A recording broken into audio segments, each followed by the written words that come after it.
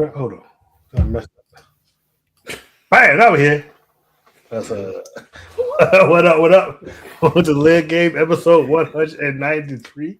Yeah. The average man spectrum of football. See, Brian being late threw me off. He messed my whole vibe up. You know, that's why you need to be on time, sir. That's my whole vibe. Look, it's 8 o'clock. I'm here. I am your co-host, Marcus.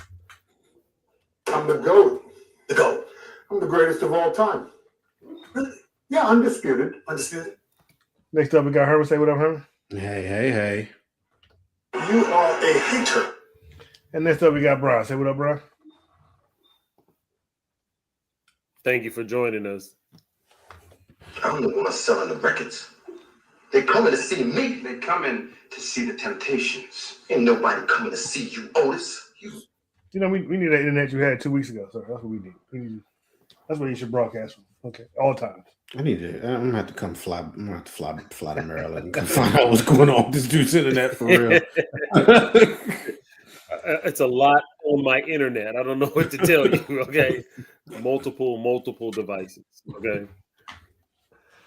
Before we get started, I want to encourage everyone to like, share, and subscribe, especially if you're watching on YouTube. Encourage you on Facebook and our Facebook group, The Leg Game. We're on X at The Leg Game 3, on Instagram at The Official The Leg Game, and on TikTok at The Leg Game 91. You can also catch us broadcasting over on the Aboriginal Sports Network at the same time we're broadcasting here.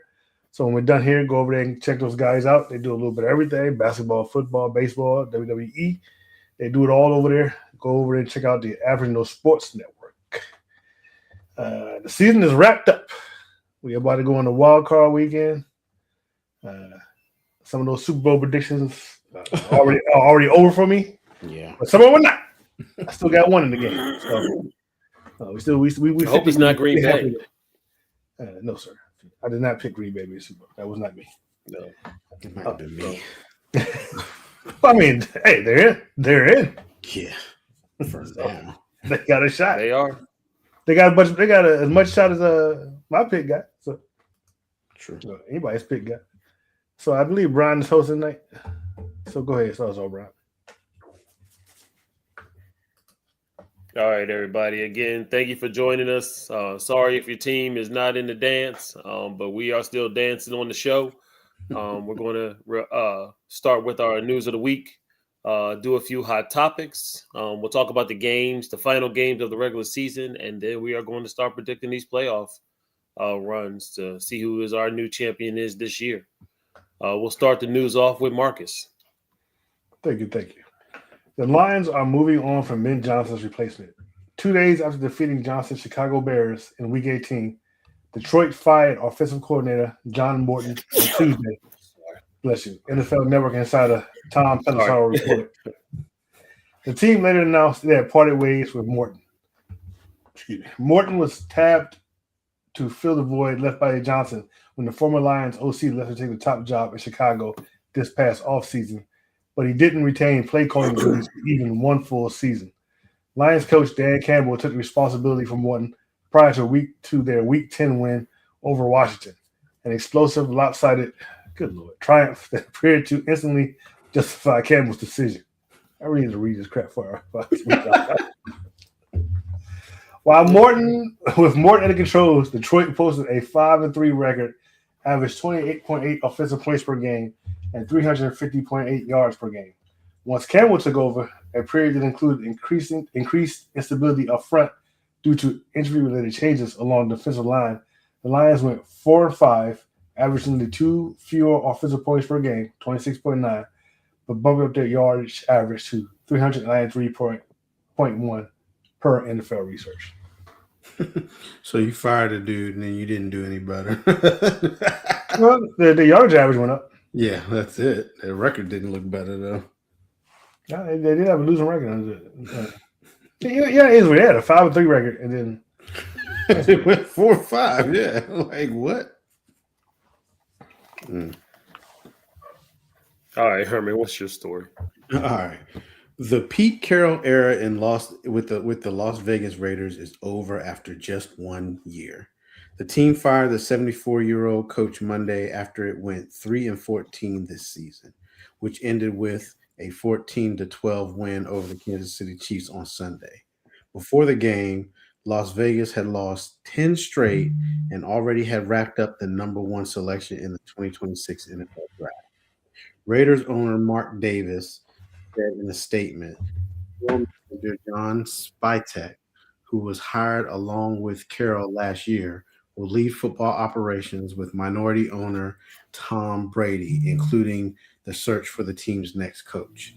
Together, they will guide football decisions with a shared focus on leadership, culture, and alignment with the organization's long-term vision and goals, Davis said in a statement.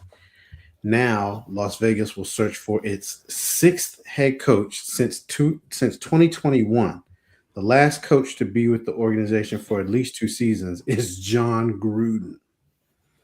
We're looking for someone to build this the right way and not think we've got to produce 10 wins or whatever next year, Spytek said.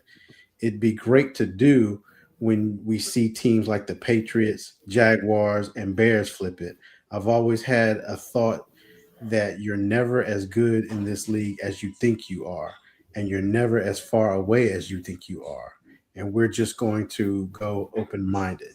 For Carroll, it's the first time he's been fired in his first season since 1994, when the New York Jets moved on from him after going 6-10.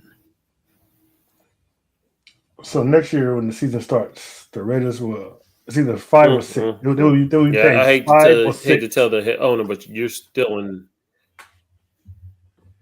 They'll be paying 5 or 6 head coaches. Yeah, pretty much. I think. Yeah, I saw that graphic. Yeah. Go ahead, Brian. Yeah, you can't keep doing that. You need some type of consistency. So, good luck thinking that you're in the higher area. You're still going to be at a bottom barrel franchise next year. I think they expect that at least, but Carroll's hire was a mistake anyway. So yeah, I think it was too. Yeah, I agree. I agree too.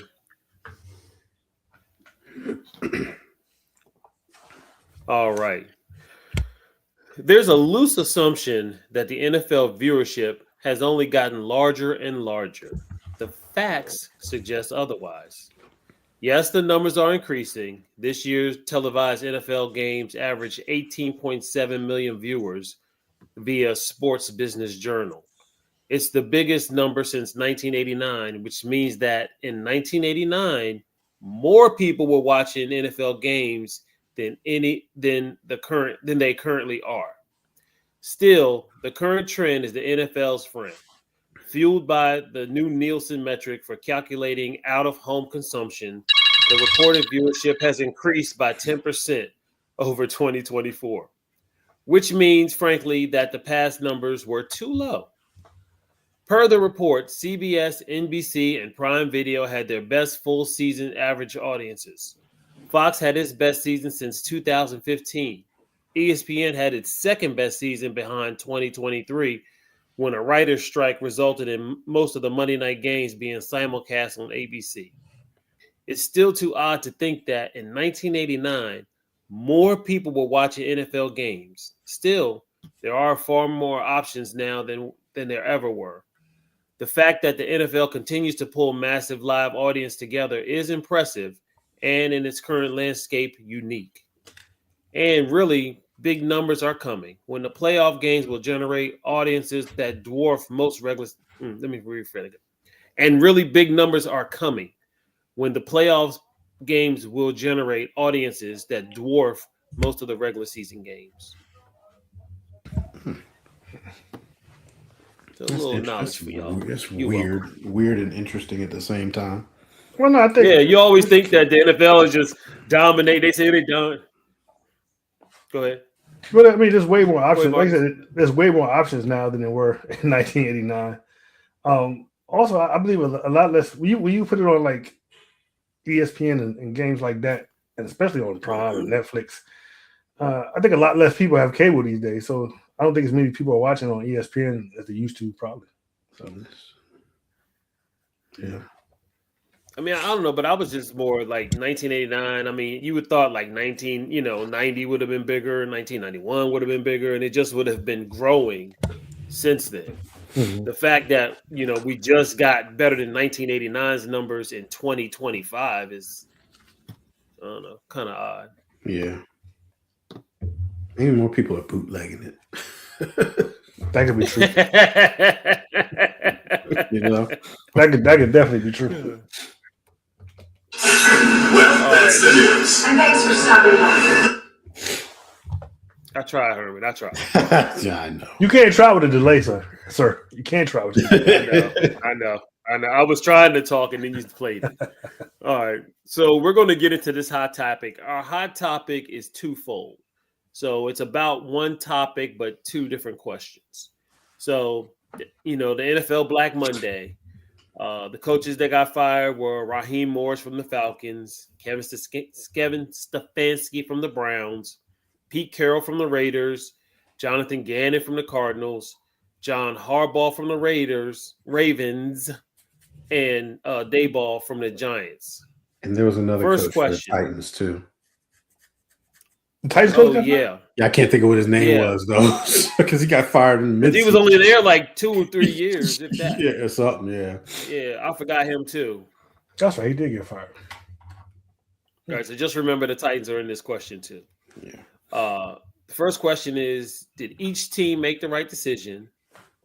And then the second part of it is, which one of these coaches gets another head coaching job this season or next season? Next season is really next season. Yeah, it would have to be next season. Yeah, That's what unless I they mean. would be like some type of advisor. Next season. Okay. Yeah, next season. So we'll start this one off. Herman, what do you think? So I think the two teams that got it wrong. Well, one team I downright think they got it wrong, and that's the Ravens. I don't see moving on from Harbaugh. I can see moving on from your offensive coordinator, maybe revamping some of the staff. Your defensive coordinator seems pretty good. They were hurt with a lot of injuries. But I just don't. I know people will say, well, it's a fresh start, but I just feel like now Lamar's probably kind of starting over, maybe. So I just feel like the Ravens got it wrong. And then the other team that I think got it wrong actually is the Falcons, because they actually started playing much better towards the end of the year. And 5-game win streak. yeah, and I mean they had some impressive wins earlier in the season too when they beat Buffalo. Yeah, the at 5-game win home. streak started with beating the Bills, remember? Okay, so it was the opening game. Then it was their opening Monday night game. I think that they beat. I forget who did they beat. We were like, whoa, where'd that come from? I can't remember who it was. It wasn't Buffalo, I don't think, but it was a game before that. But I just feel like he They beat the Rams too. they beat the Rams too. So maybe it was Buffalo.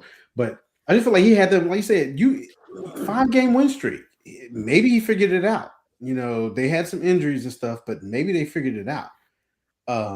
So I just feel like those two teams did not make the right decision. Everybody else, yes. Maybe the Cardinals might have pulled the trigger a little fast on Jonathan Gannon. It was like, what was it? It was year 2. It was year 2, I think. That's that revolving head coaching tree or door that you never get better when you keep doing that. It was definitely time for Stefanski to go. Pete Carroll, I just said it a minute ago, was a mistake hire in the first place. And yeah, Daboll wasn't working out for the Giants. So for me, yes, the majority of the teams got it right, but I just feel like the Falcons and the Ravens did not. All right, which one of these coaches will get a head coaching job next season? The only one that I think will get a head coaching job next season is John Harbaugh. I think that Stefanski's probably going to take a year off. After being the Browns head coach for that long, yeah, I'd probably take a year off too. Jonathan Gannon probably go back to being a coordinator. Wouldn't mind seeing him come maybe to Dallas, defensive coordinator. Or Raheem Morris. He's probably going to go back to being a coordinator too, I would believe. And Daboll, he'll go back to being a coordinator most likely too. So yeah, I only see Harbaugh as getting a job next season. Now Daboll and Raheem Morris were going to be interviewed by the Raiders. Mm-hmm. Okay. Tom Brady's probably Just not making hiring. sure you're up to date. Tom Brady's not probably hiring either one of them.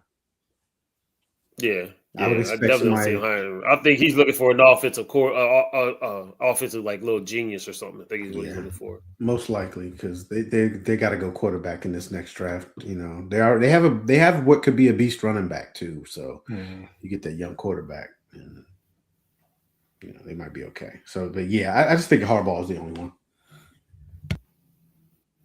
Yeah, I like what you said, Herman. I'm curious why you think that Stefanski was time to go. I mean, do you really think he ever got the quarterback that he should have had? I mean, he did take them to the playoffs. He did win Twice. Coach of the Year like twice. Mm-hmm. They stomped the Steelers in a playoff game. He's won actually more playoff games than Tomlin. In their tenure, he's actually won more playoff games. So, not overall, just the time frame. Okay. Recent time frame, not Since early, but just since he's been a head coach. Okay. Stefanski's been a head coach. He's won more playoff games than Tomlin. So why do you think so strongly that he had to leave? He was 45 and 56. I mean, that's almost 50%. So he only had 2 good seasons, and then the rest was pretty much garbage. It was pretty much garbage. Yeah, I guess, but I mean, Deshaun got forced on him. Did he? You know, did he really? I think so. I would say Deshaun that got forced on him. I think that was an ownership decision. Maybe it was, but he had to go. I just don't think he ever got his. I think he never got a chance to get his quarterback. He was there for 5 years. He was there for and a while. They had the top picks almost every year that he was there. They were switching. Yeah, they were switching quarterbacks all the time. Yeah. Yeah, I don't know. It just don't seem like he ever got his chance to get his quarterback. All right. Yeah. 45. So, Raheem Morris, I agree with you, Herman. I felt that was a little premature, especially the way that the team had rebounded. The fact that he got that tight end to actually be productive when nobody else could, is a reason to give him another year. But I guess the Falcons decided to clean house completely, getting rid of the general manager as well. Get this real quick. The Falcons are going to have 2 separate consultation companies or whatever you call them, helping them find. One's going to be helping them find their GM, and the other one's going to be helping them find. I'm sorry, the head coach. Yeah, the head coach. And then the rumor is that they're bringing in Matt Ryan to be the president of football operations. Yeah.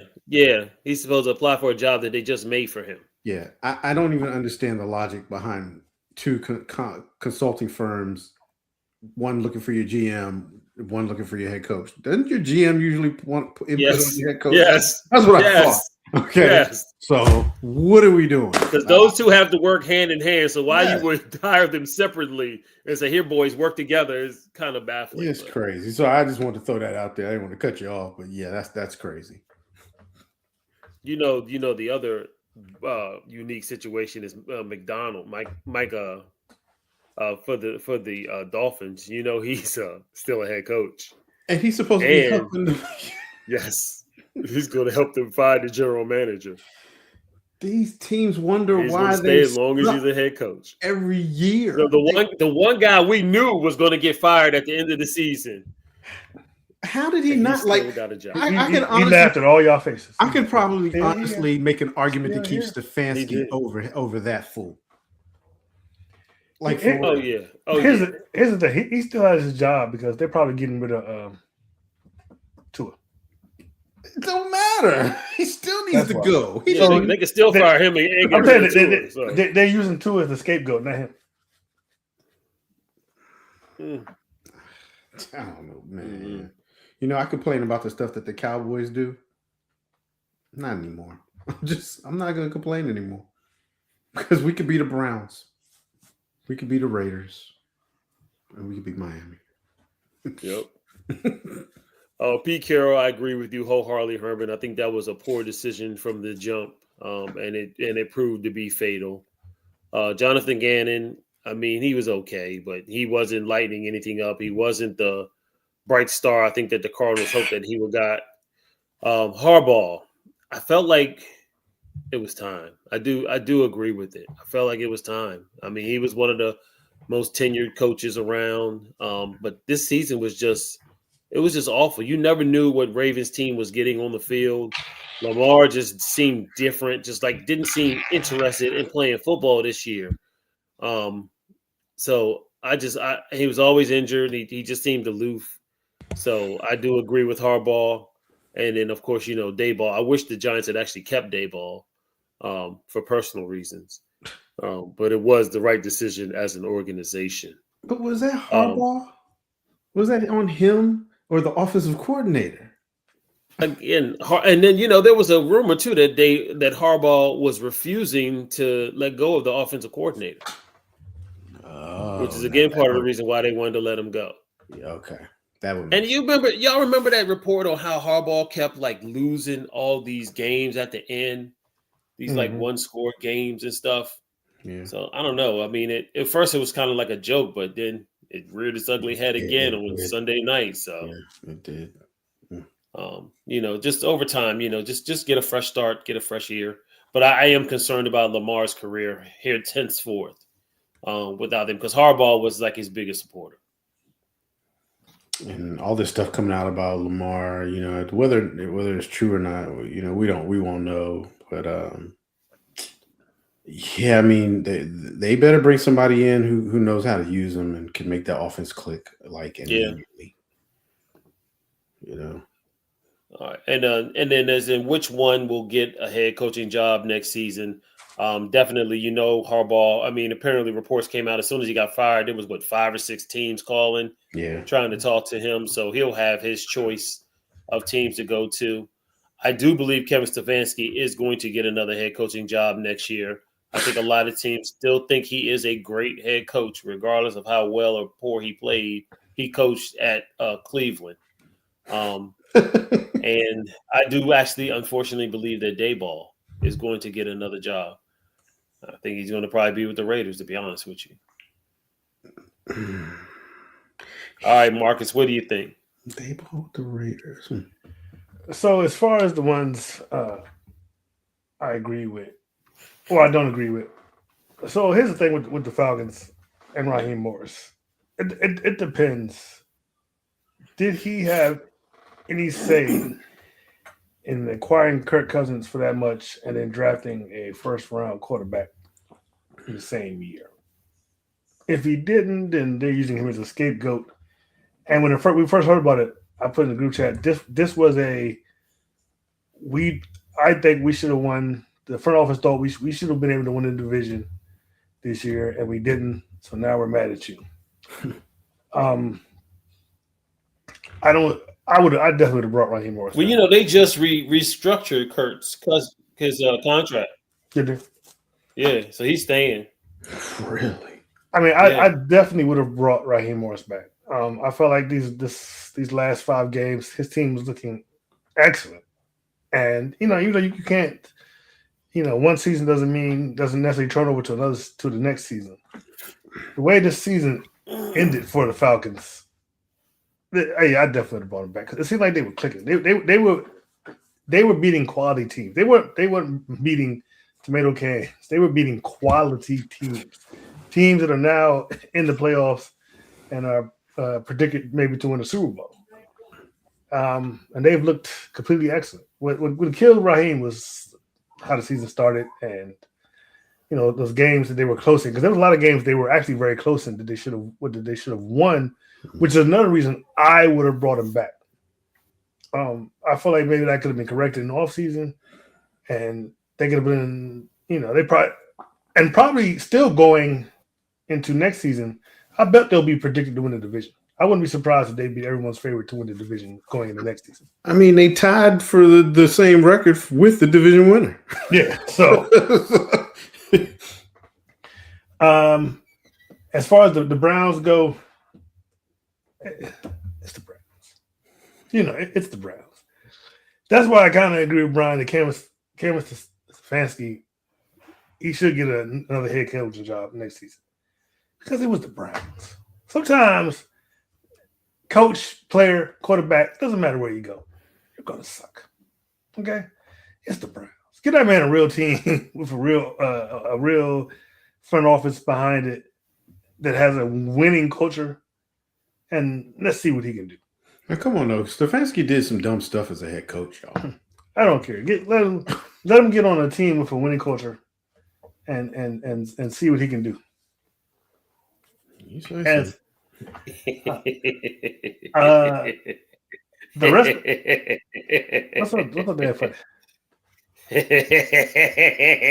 No. Go ahead. The rest of them, Pete Carroll, I don't think was ever a good hire. Dayball, I think it's time in New York. And even though I think if he would have came back next season, I think they could have made a run for it. I've been saying all year. I do too. I like what the Giants have right now. I think they got a triplet combination in New York. So y'all sold on Dart? You're sold on Dart? Yeah, as of right now. The only thing I know about Dart is I know Dart's going to get hurt during the season. Yeah, so I'm not sold on If he him. played the whole time, then yeah, I think he could help them win games. But I don't think he's smart enough not to slide. He's still the fourth best quarterback in the NFC East. Still, as of Wednesday, January 7th, 8:27 p.m. I'm sold on Dart. Okay. That can change any time, but as of right now, I'm sold on Dart. Harbaugh, the big one.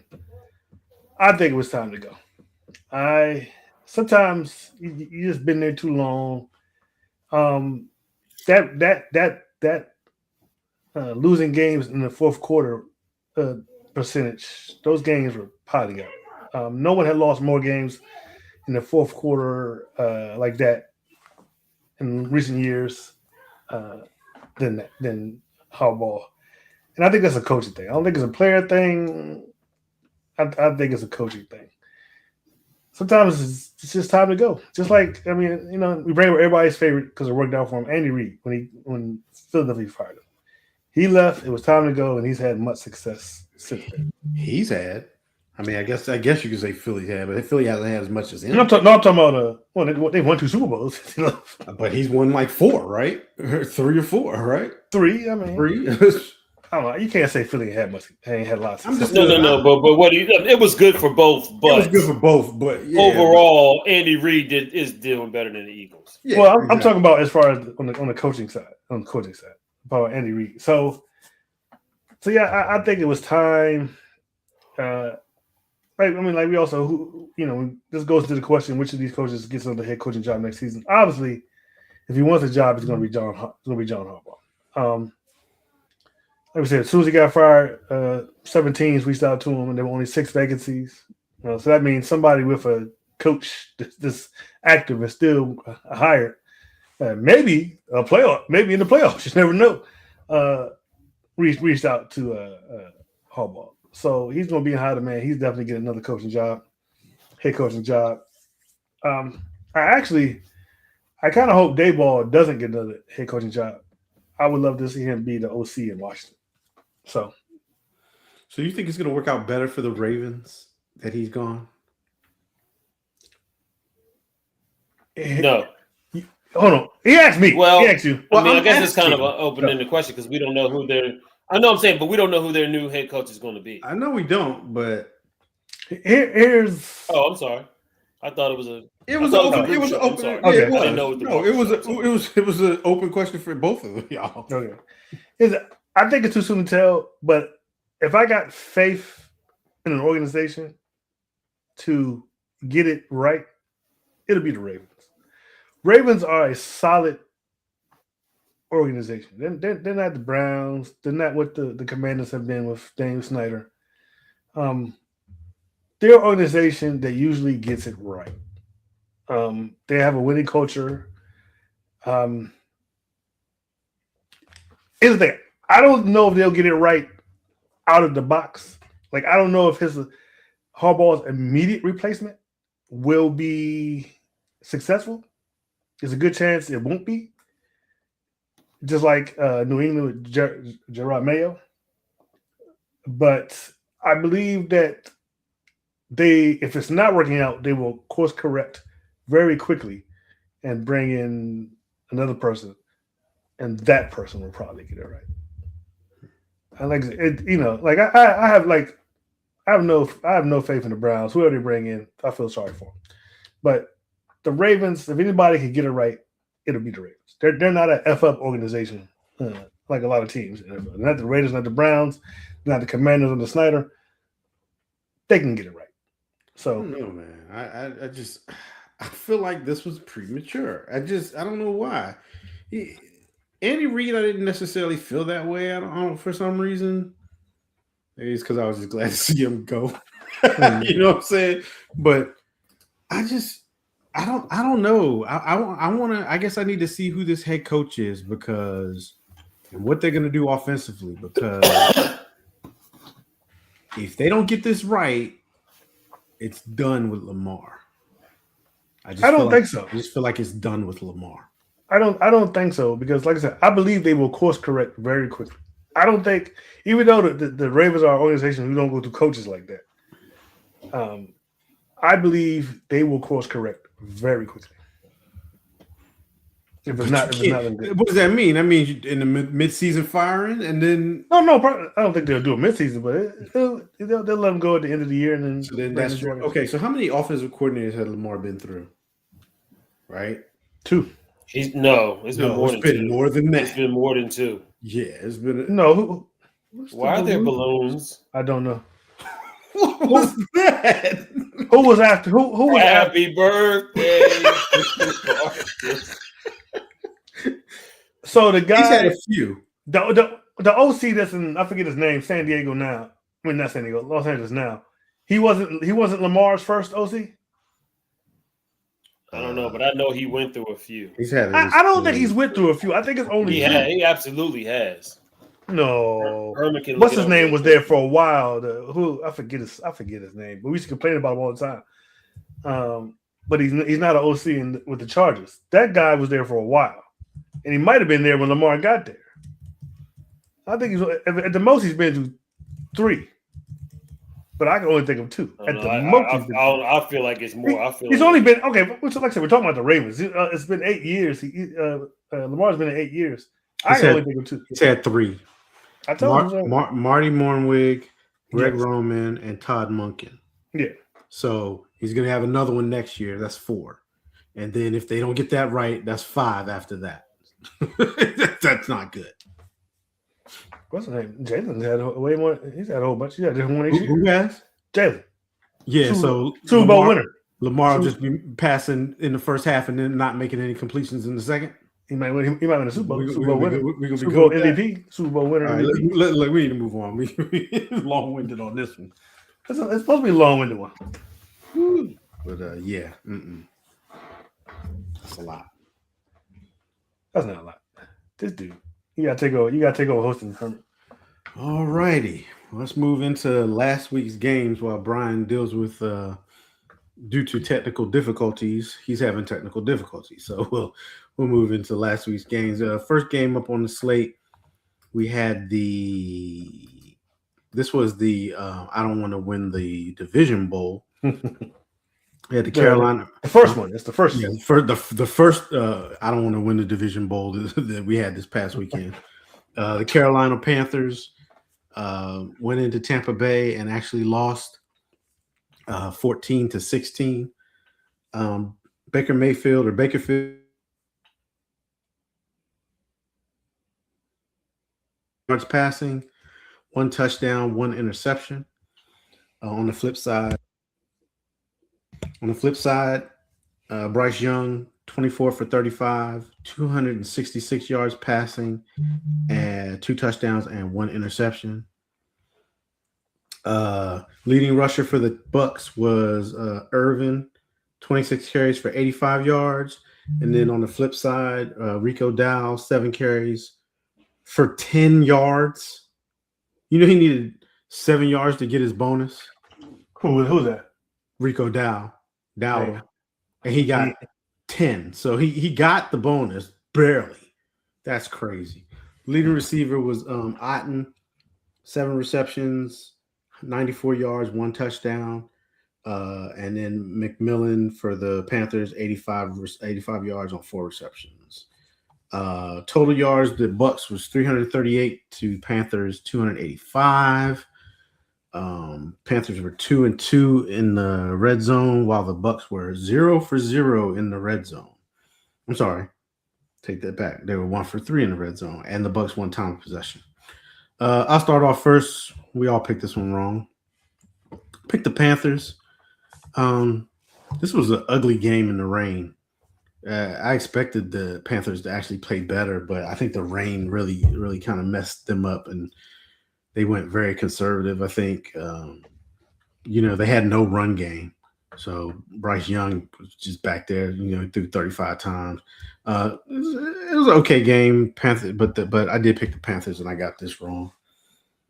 Marcus, who'd you have? Yeah, I also picked the Panthers as well. Like you said, it was a rainy day game, bad weather. I still say this was I didn't win a division bowl because even though the Buccaneers won, they still didn't make it. Still didn't make it to the playoffs. The Panthers still won the division. Still won the division.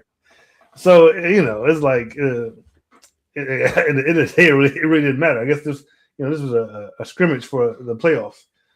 So yeah, but I picked the Panthers and I was wrong. All right, and Brian also picked the Panthers, and he was wrong too. And we will move on to the next game. We'll roll right through these. We ain't gonna do much discussion. This was actually this was kind of a good game. It was a good game. This was for the number 1 seed in the NFC. Seattle Seahawks were traveled into San Francisco to take on the 49ers. The Seahawks won this divisional matchup 13-3.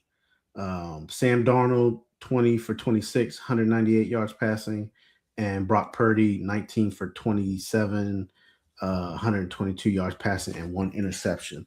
Leading rusher for Seattle was Kenneth Walker III with 16 carries and 97 yards. And they bottled up McCaffrey, 8 carries for 23 yards. Leading receiver for Seattle was Smith and Jigba, JSN, 6 receptions for 84 yards. And then Jawan Jennings, 4 receptions for 35 yards for the 49ers. Total yards, the Seahawks had 361 to San Francisco's 173.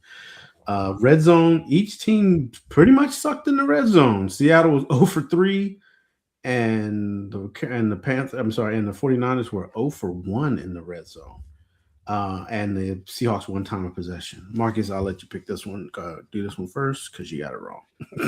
Yeah, I picked the 49ers. I thought the 49ers were on a hot streak, but Seattle, their defense came to play. I mean, they really shut down everything that Shanahan and the 49ers had going on. They really couldn't get anything started. They limited McCaffrey to 23 yards, limited Purdy to an interception, only 127 yards. It just wasn't defense came out and played, and now Sam Darnold is the only quarterback in NFL history to lead 2 different teams to 14-win seasons back to back. So that's wild.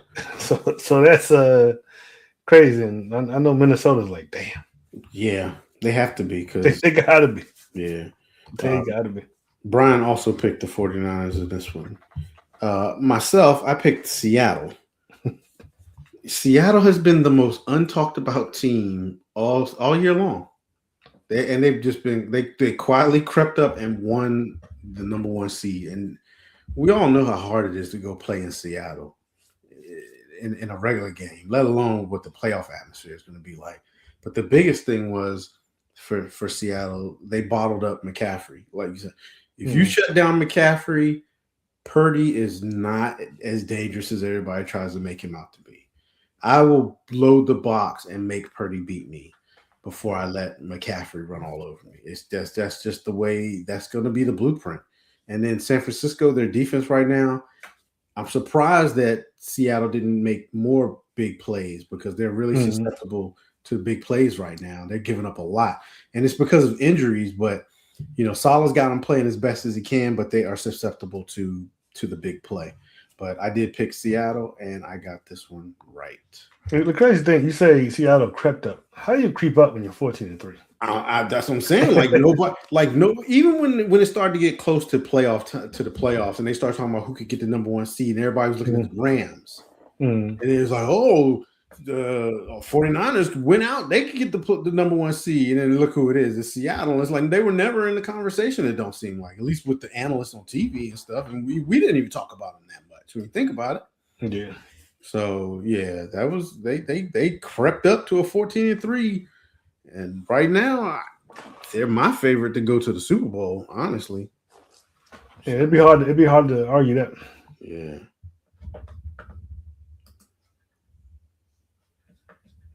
No.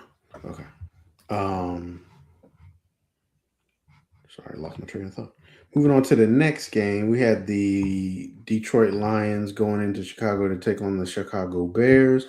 The Lions won this one, pretty much meaningless game. 19-16. Jared Goff was 27 for 42, 1 touchdown, 1 interception, 331 yards passing.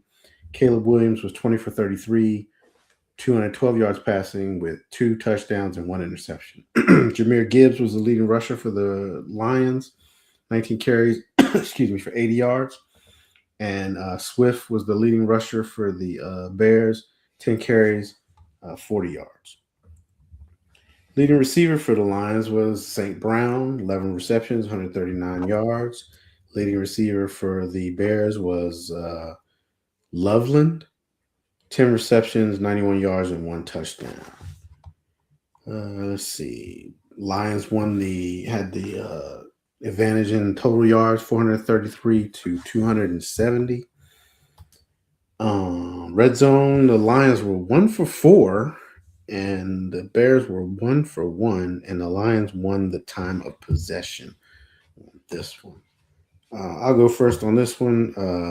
I picked the Bears. I thought the Bears would have more to play for. Well, I think they were playing for seeding. So I expected them to kind of try to go into the playoffs on more of a high. But They're number 2, right? Or no? I have to go look. They're either number 2 or 3. Okay. Can't remember which one. I think they're 2. Yeah, I think they're 2. But I totally lost my train of thought now. If I ever picked the Lions, maybe, I don't know. I probably have at some point when Ben Johnson was actually the offensive coordinator, but this year I don't think I picked them at all. I probably didn't. But yeah, I got this one wrong. I said I thought the Bears would come out and try to, you want to get into a good rhythm going into the playoffs, and they kind of didn't do that. Their offense, they didn't score until the 4th quarter. So that kind of tells you what they were doing. But I picked the Lions and got this wrong, Marcus. No, you picked the Lions and got it right. I'm sorry, I picked the Bears and got it wrong. Okay. I also picked the Bears. Every time I pick the Bears, they lose. I haven't hit on the Bears once this season. Especially once I haven't faith in them at all. The Lions, and even though they had nothing to play for, they came to play, and it was like we don't want to go out in the season losing. And even though they didn't knock the Bears out of their position, so this game really was about nothing. They came to play, and the fact that I don't know, Jared Goff had to pass 42 times. I don't know if he had to or why he did that so much. That was usually bad for Jared Goff, but because he did have the 1 interception. But Chicago couldn't get the offense playing, which has been a Chicago thing all season. They don't play good except for 1 quarter, in the 4th quarter, and so that might bite them in the playoffs because this has been happening all season. If you go back and look at all the games, they pretty much suck to the 4th quarter, which is not good if your defense can't stop the other team scoring during those prior 3 quarters. So they're not going into the playoffs. I would say looking good, but we will see. But I picked the Bears, and I was wrong. And Brian also picked the Bears in this one. Yep. All right, moving on to the next one. We had the Denver Broncos traveling into Kansas City. I'm sorry, got that wrong. We had the Los Angeles Chargers traveling into Denver to take on the Denver Broncos. This actually was for the Broncos to get the number 1 seed in the AFC. Broncos won this one 19-3. Chargers didn't even start their starting quarterback Herbert. They decided to rest him for the playoffs. Bo Callahan was 14 of 23 for 141 yards passing, compared to Trey Lance, 20 for 44, 136 yards passing and 1 touchdown. You had 44 attempts and you only had 136 yards? That's why I was laughing. Like, really? That's crazy. That's wild. Yeah. He's not even a good backup at this point. Now, this is crazy. The leading rusher for the Broncos was Bo Callahan again, 8 carries for 49 yards. And then the leading rusher for the Chargers was Trey Lance, 9 carries for 69 yards. So both teams just decide they're going to run their quarterbacks in this game, and quarterback's going to do everything. Leading receiver was Ingram, the tight end, 3 receptions for 45 yards. And then for the Chargers, it was Keenan Allen, 7 receptions for 36 yards. The total yards in this game was actually pretty close. The Broncos was 240 total yards to the Chargers 217. Red zone, both teams were bad. 0 for 2 for the Chargers and 0 for 3 for the Broncos. It is not a warm and fuzzy feeling for me going into the playoffs. Like, maybe they were getting vanilla, maybe, or something. I don't know, but I want my team to play a little bit better than that, especially if my starting quarterback is playing in that game. Broncos won the time of possession 34 minutes, 1 second to 25 minutes, 59 seconds. I'll go first in this one. I picked the Broncos. Kind of was a no-brainer, especially because we knew that Justin Herbert wasn't going to play in this game. But I did expect to see more from the Broncos than what they did.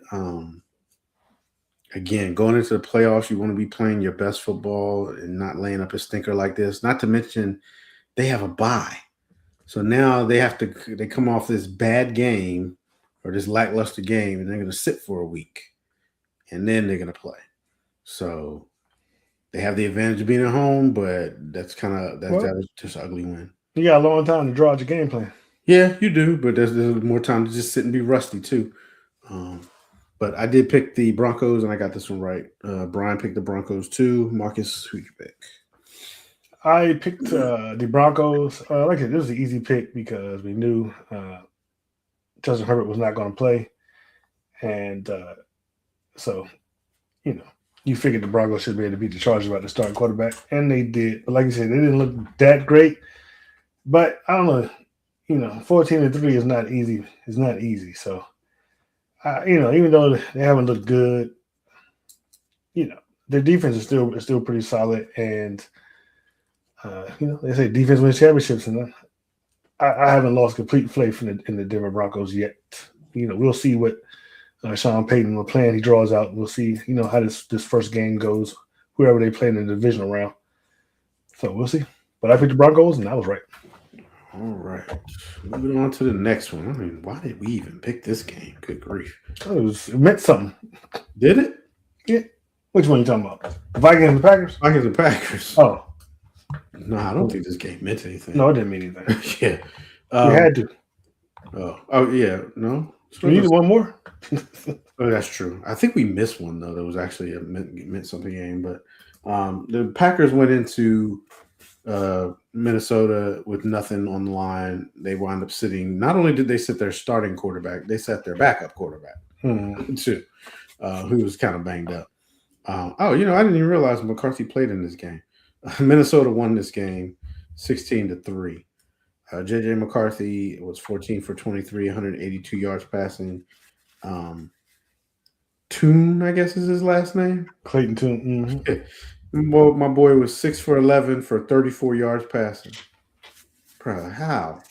But I guess he only threw it 11 times. So, leading rusher for the Vikings was Jordan Mason, 14 carries for 94 yards, and then Carl Brooks, I guess. Brooks was the leading rusher for the Packers. 13 carries for 61 yards.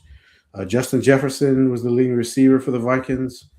8 receptions, 101 yards passing. I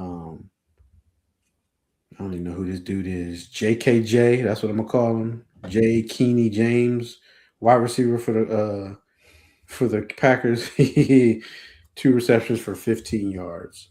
So he had half the yardage. Man, that's crazy. Total yards for the Green Bay Packers was 121 compared to the Vikings 363. Time of possession, Vikings won that one 33-30 to 26-30. Red zone, the Packers were 0 for 1 and the Vikings were 1 for 4. Brian picked the Packers in this one. He was wrong. Marcus, who'd you have in this one? I picked the Packers in this. I need to pay attention more when we pick these doggone games. But the predictor had the Packers winning 75%. Did they know they were starting their third string quarterback? I just don't understand how the Packers even predicted to win this game. It looks like they didn't even short the play. Look at these passing yardages and these running yards. This was just a rest game. I don't know why I picked the Packers, but I should have picked the Vikings, but I didn't. Man, you're right. That's why I don't pay no attention to a predictor. But that's wild. I did get this one right, actually. I don't know what I was thinking or why I did it. Did I know? I don't think I knew that their third string quarterback was starting either. the Packers. I don't think we knew, but I don't know. But yeah, I picked the Vikings. Like I said, this game was meaningless. I don't know why we picked it. I don't know why either. The Vikings actually ended up 9-8. They ended up with a winning record this year. Well, I mean, they were always going to win 9-7-1, not 9-8, 9-7-1. No, the Vikings. Oh, the Vikings. Oh, yeah. Ended up 9-8.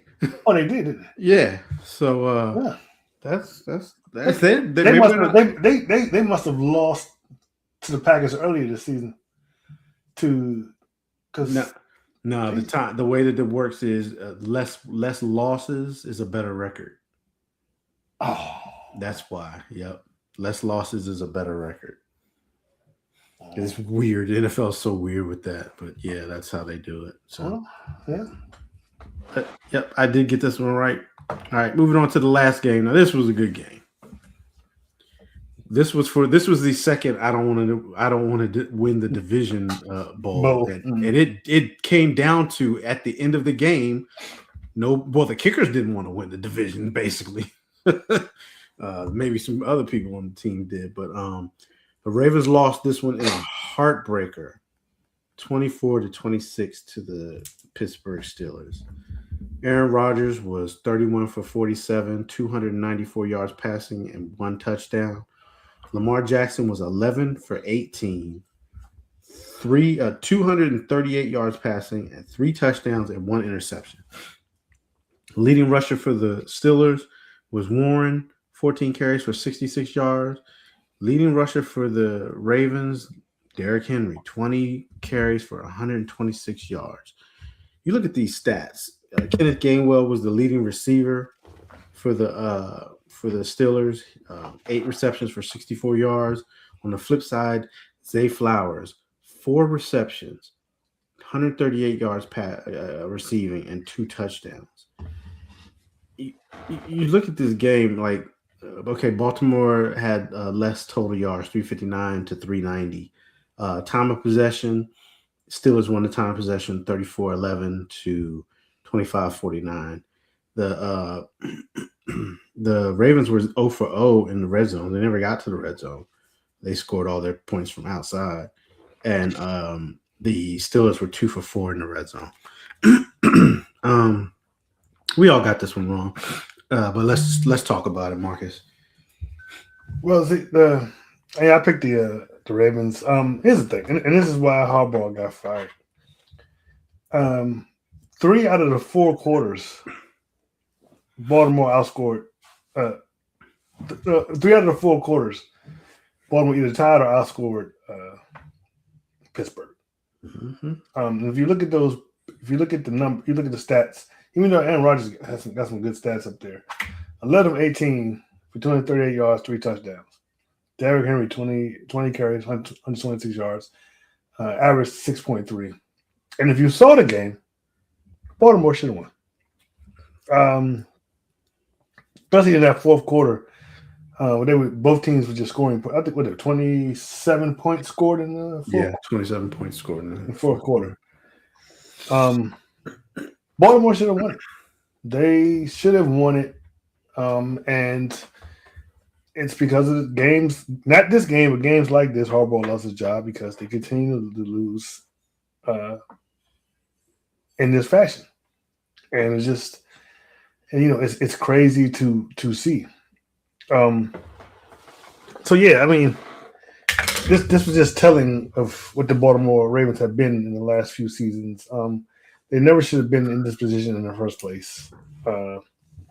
They were picked. They were favored to win the Super Bowl this season, and without a Patrick Mahomes in the playoffs, there's no telling what could have happened. So I was kind of shocked that it turned out the way it did, but I shouldn't have been. But hey, give it to the Steelers. They pulled it out. Tomlin has yet to have a losing season. Aaron Rodgers came in there and he did enough for to win the game. Coming to the playoffs, they'll have a DK Metcalf back, and I definitely have more faith in the Steelers in the playoffs than if the Ravens had made it, even if they won this game. Do you really? Between the two. I know. I'm thinking even between the two. Maybe. I don't know, because Baltimore was limping in. Baltimore was not looking good. Even though them winning this game would have definitely been a good win for them. But I don't know. I would have had more faith. I do have more faith in the Steelers than I would have had in the Ravens to win this game. But I did pick the Ravens to win this game, and I was wrong. Yeah, I picked the Ravens in this one too, but I can't blame this on Harbaugh. I just can't. And I'm not trying to be an apologist for him. It's not this game. It's been the last couple of years. And this game is just a reminder of what the last couple of years have been like. I can see that, but again, I just have a problem fathoming it's time to get rid of a guy who's been a winner for us. But there was a play. I can put this game on. I mean, there was a couple plays, but you can put this game on two plays in particular towards the end of the game. Lamar was like floating to his left or scrambling to his, I think it was to his left. And he had that receiver, it was Hopkins, standing there wide open. I think he tried to motion for him to go down the field, but then Lamar just tossed the ball out of bounds over his head. And then they showed on the replay, like if he had just tossed it over the backer, I think, or the end that was coming up. Mm-hmm. If Hopkins had caught the ball, he had at least 20 yards to run with nobody there. Mm-hmm. And that was a miss on Lamar. And then they wound up going down, and then, of course, the infamous missed the field goal. And I mean, the kicker to me, he'd been a little shaky all season, in my opinion. Maybe they should have gotten rid of him. Mm-hmm. But you go back to you had the most accurate kicker in the NFL, and you cut him maybe prematurely because nothing's come from any of this stuff that came out. Mm-hmm. You didn't give him the benefit of the doubt, and it's almost like maybe a little bit of karma. You didn't give the kicker the benefit of the doubt, and you lost the game because your kicker couldn't kick a game-winning field goal. And that was like what was that, a 20-some yarder or something like that? Yeah, I feel like even though in the end of his reign, Justin Tucker was missing quite a few kicks. I feel like Justin Tucker would have made that. Yeah, Justin Tucker I think he would have made that kick too. It's just like, but it's maybe that was the karma coming back on them. I don't know, man. That's wild when you think about it. That was that missed field goal. How many yards was that? It was under 50. It was a 44-yard field goal. And I mean, he just shanked. I don't want to say shanked it, but I just have a problem. I don't know if it's me. Maybe I hold on.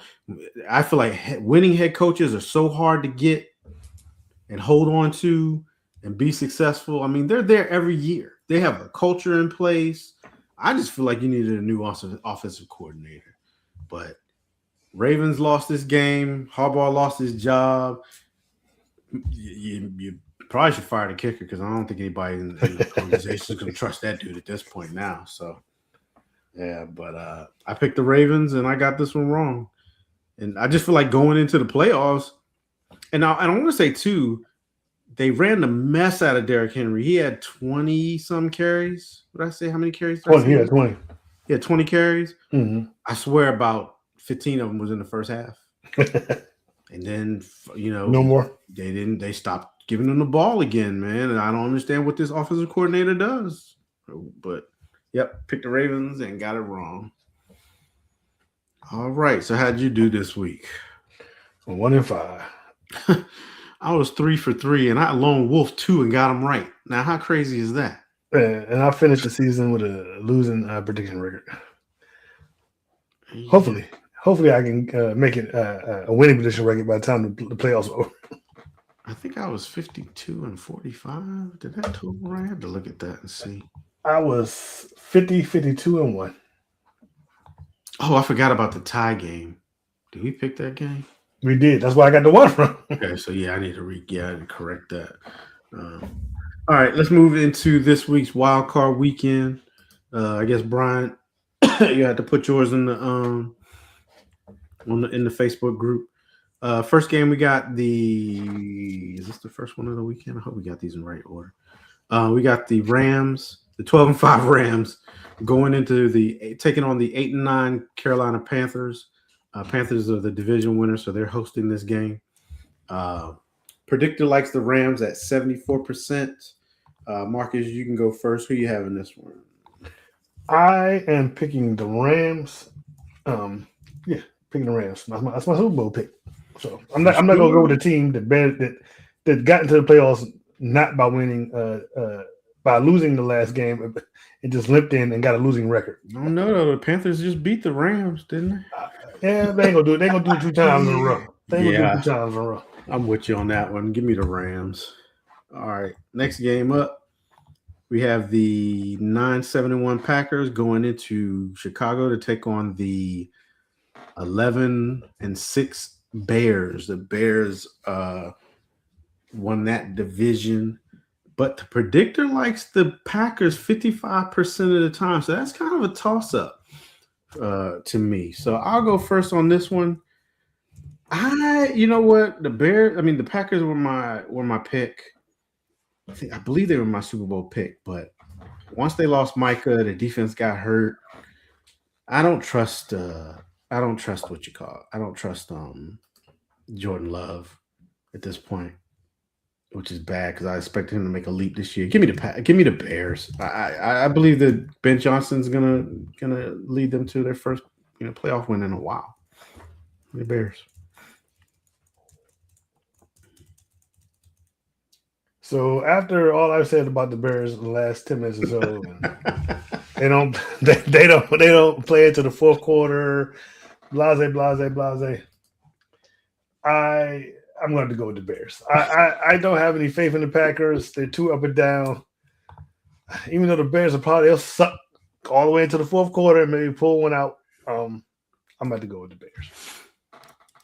All right. Next game up, we have the 12-5 Bills going into Jacksonville to take on the Jacksonville Jaguars. The predictor actually likes the Jaguars 51% of the time. I'm a little surprised at that one. Marcus, who you have in this one? I'm not gonna lie. The Jaguars have looked like fire these couple of weeks. They have a 13-4 record under their new head coach, Liam. I forget his last name, but we like to clown these coaches when they come on and they say these ridiculous phrases on their introductory press conferences. And look what Dan Campbell has turned that into. But come on, man, it's the Bills. It's Josh Allen. I got to go with the Bills. Even though I kind of believe the Jaguars may be a better team, I definitely believe the Bills have a better quarterback. They have more playoff experience. I think this could be Josh Allen's year. I'm going with the Bills. Yeah, I can't trust the Jags. We've seen it too many times. You know what I mean? We've seen it. They come into the playoffs and they choke, and the experience is going to trump. Is going to be the trump on this one. I'm not going to go as far as to say that it's Josh Allen's year. You know, Well, it should be. it should be. Not necessarily. Not because No Lamar, no Mahomes. he hasn't been playing his best. But He still, no no Lamar, Lamar, no might Mahomes. lose to Bo Callahan. You just, you don't know. We don't know.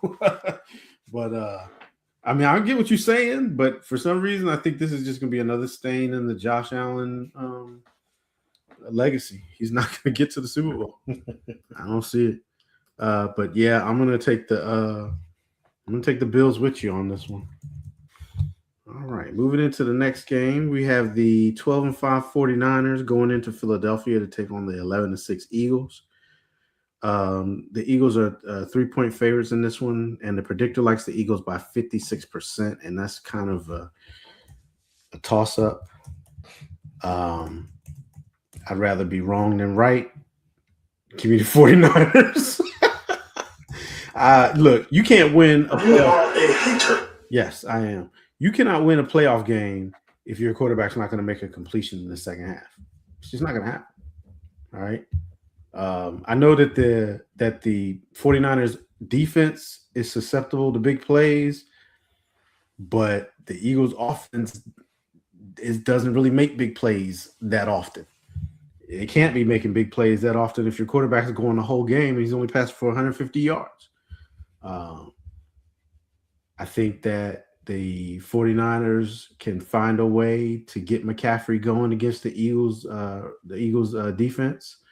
Get him to the outside. Get him some screen plays, screen passes. I'm going with the 49ers, even though they're much maligned. I'm going to go with the 49ers. So I had to pick between two quarterbacks that I don't like, and I'm picking probably the one that I know is the worst quarterback, in all honesty. But I'm going with the 49ers. So I am going with the Eagles, of course. Jalen Hurts, he steps it up when he needs to. He'll come to this game, and he won't be second half without a pass. However, I'm going to give we do outrageous picks of the season. I'm going to give my outrageous pick of the playoffs. That if the Eagles lose this game, that seventh team was the Eagles. And Sirianni will be replaced by Harbaugh next year. I would definitely replace him with Harbaugh if I had that opportunity.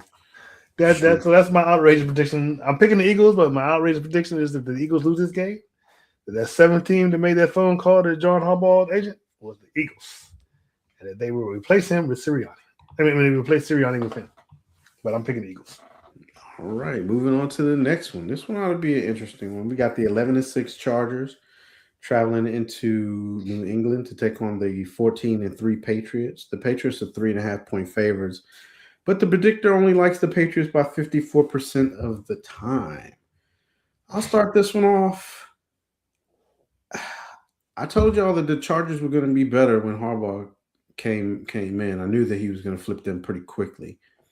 I didn't expect to see Vrabel flip the Patriots as fast as he's done. And I'm not going to necessarily say I believe in Drake May, but I think he's playing better football. And we know what Herbert does in the playoffs. He seems to choke. He seems to not have good games. I'm going with the Patriots in this one. Who you got, Marcus? I'm also going with the Patriots. I do believe in Drake May and Vrabel. My only hesitation is the Patriots did have the weakest strength of game this season. They had some tomato cans on their schedule. I think the only person they really beat worth talking about was the Bills, and that was just one time. You saying they're smoke and mirrors? I'd have to go look at the record. They could be. They very well could be. If you look at their record, I think the only team they beat worth talking about was the Bills, and they only beat them one time. But I'm going with the Patriots. What was that? I think that was Facebook. All right. Moving into the last game, we got the 12-5 Texans going into Pittsburgh to take on the 10-7 Steelers. The predictor, the Texans are 3.5-point road favorites, and the predictor likes the Texans 54% of the time. Every year, we always talk about that one team that got hot or gets hot, and nobody should want to play them. Mm-hmm. The Texans are that team. They are hot. That defense is ridiculous right now. The Steelers already struggle on offense, even though they're getting back Metcalf. Mm-hmm. Against that Texans defense, I just can't pick the Steelers. Give me the Texans in this one. Who you got, Marcus?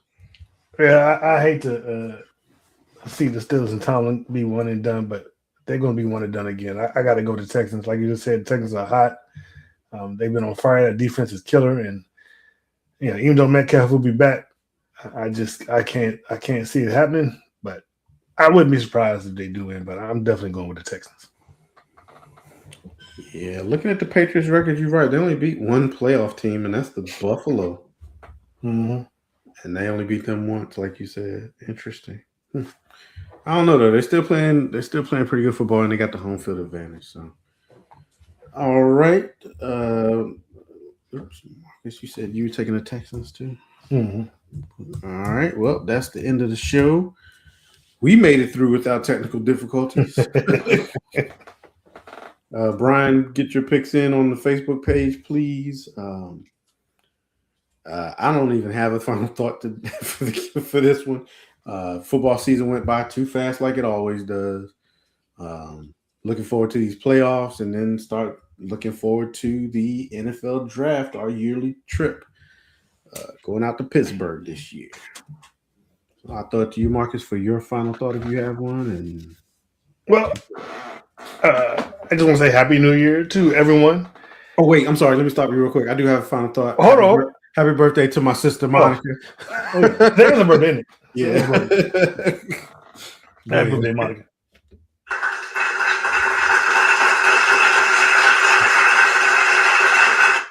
And just also like to give, even though he didn't last the whole show, I did give him congratulations to Brian. The Live game will be getting a new First Lady edition. He proposed to his girlfriend Camilla on New Year's Eve, and she said yes. So congratulations to those two.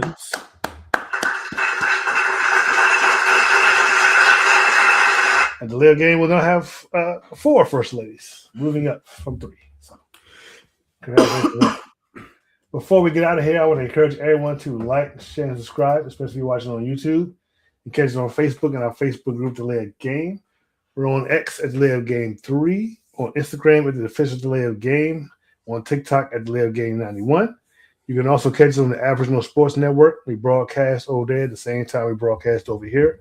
So when we're done here, please go over and check those guys out. They do a little bit of everything: basketball, football, baseball, MMA, WWE. Go on over there and check out the Aboriginal Sports Network. We will see you next week. Same bat time, same bat channel. Peace. We out.